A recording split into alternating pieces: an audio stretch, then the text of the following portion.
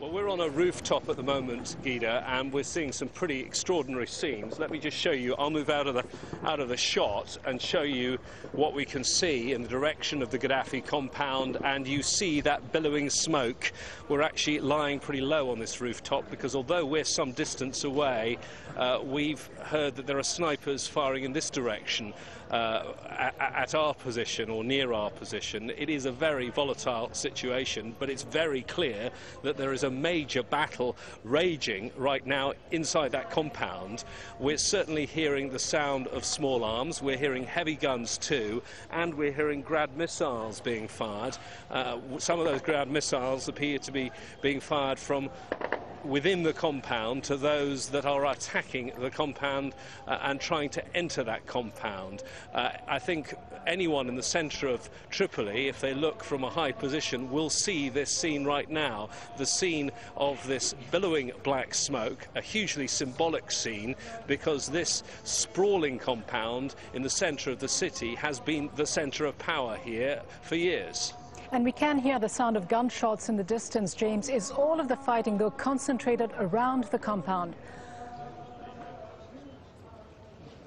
Yes, most of the fighting at the moment is concentrated around that compound. Yes, you are hearing the sound of gunfire. You're also hearing the sound of the call to prayer here. It is Ramadan here in Libya as elsewhere in the Islamic world. The battles, though, have been raging for some hours here now as opposition fighters and those still supporting the Gaddafi government continue to stage these battles, most of them concentrated around this compound, but elsewhere in the city, just getting down again now because another gunshot close by and a loud explosion close by as well. James, do tell us if you need to take cover, and please do stay safe and tell us if you need to take cover at any point, and we'll come back to you a little later. Gita, don't worry, I'm on my knees here now, very low, and in a position hopefully that I can't be seen by any sniper.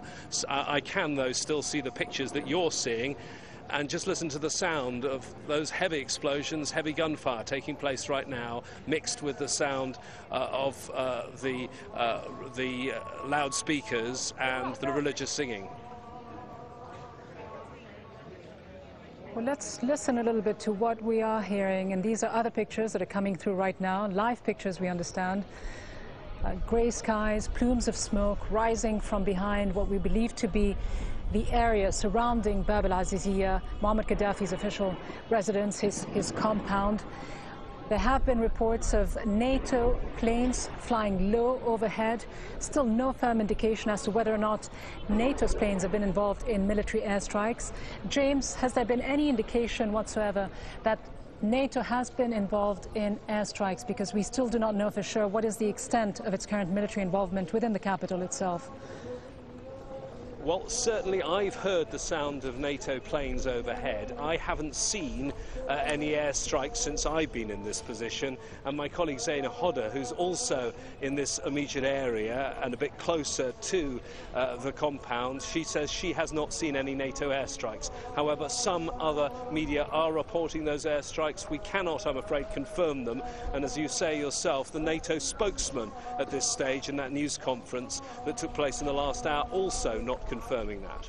And what is the general mood among the rebel fighters, among the population of the city, the supporters of the opposition, those who want to see the end of this regime, which appears to be soon, appears to be imminent? But what is the general sense, and is there a level of communication between the different units that are fighting with the opposition?